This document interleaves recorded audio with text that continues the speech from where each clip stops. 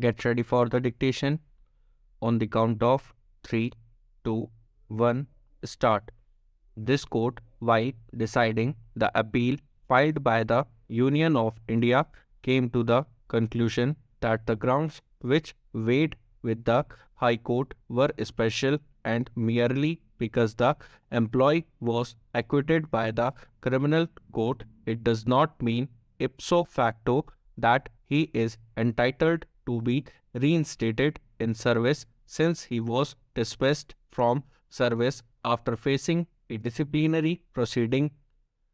The reason being that the disciplinary proceedings are governed by a different standard of proof, which are different from what is applied in a criminal proceeding.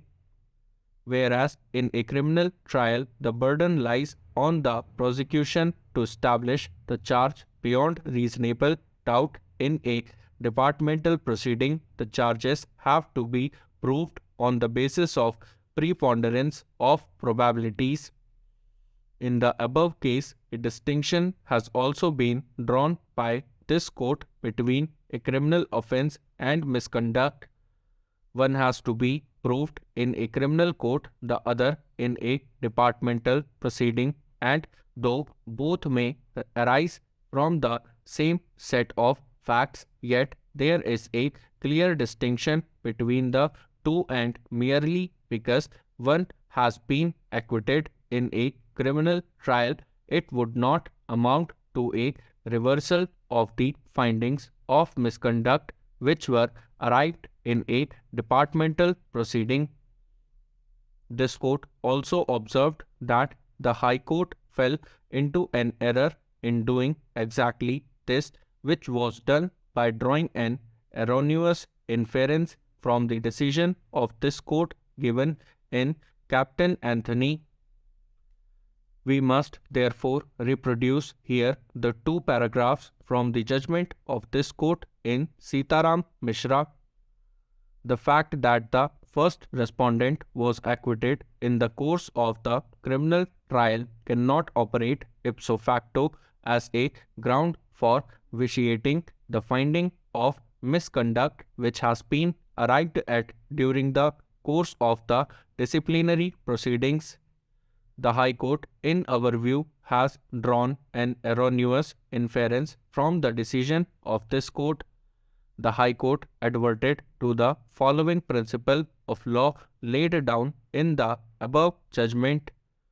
While in the departmental proceedings, the standard of proof is one of preponderance of the probabilities, in a criminal case, the charge has to be proved by the prosecution beyond reasonable doubt. The little exception may be where the departmental proceedings and the criminal case are based on the same set of facts and the evidence in both the proceedings in common without there being a variance. It is undoubtedly correct that the charge in the criminal trial arose from the death of a co-employee in the course of the incident resulting from the firing of a bullet which took place from the weapon which was assigned to the first respondent as a member of the force. But the charge of misconduct is on the ground of the negligence of the first respondent in handling his weapon and his failure to comply with the departmental instructions in regard to the manner in which the weapon should be handled. Consequently, the acquittal in the criminal case was not a ground for setting aside the penalty which was imposed in the course of the disciplinary enquiry. Hence, having regard to the parameters that govern the exercise of judicial review in disciplinary matters, we are of the view that the judgment of the division bench of the High Court is unsustainable. A three-judge bench of this court in another case held the position of law was explained as follows. In our judgment, the law is fairly well settled. Acquittal by a criminal court would not debar an employer from exercising power in accordance with rules and regulations in force.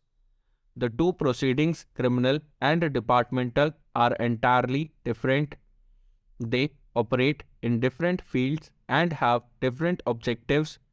Whereas the object of criminal trial is to inflict appropriate punishment on offender, the purpose of inquiry proceedings is to deal with the delinquent departmentally and to impose penalty in accordance with service rules. In a criminal trial, incriminating statement made by the accused in certain circumstances or before certain officers is totally inadmissible in evidence. Such strict rules of evidence and procedure would not apply to departmental proceedings. The degree of proof which is necessary to order a conviction is different from the degree of proof necessary to record the commission of delinquency. The rule relating to appreciation of evidence in the two proceedings is also not similar.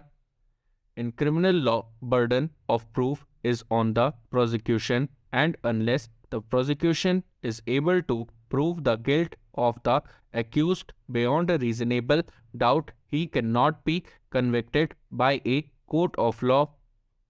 In departmental inquiry, on the other hand, penalty can be imposed on the delinquent officer on a finding recorded on the basis of preponderance of probability. Thus, in the present case, the learned single judge as well as the division bench of Rajasthan High Court were clearly wrong in interfering with the order of the disciplinary authority of the Rajasthan Police. It is the disciplinary authority which is best equipped to reach a finding whether a misconduct has been committed.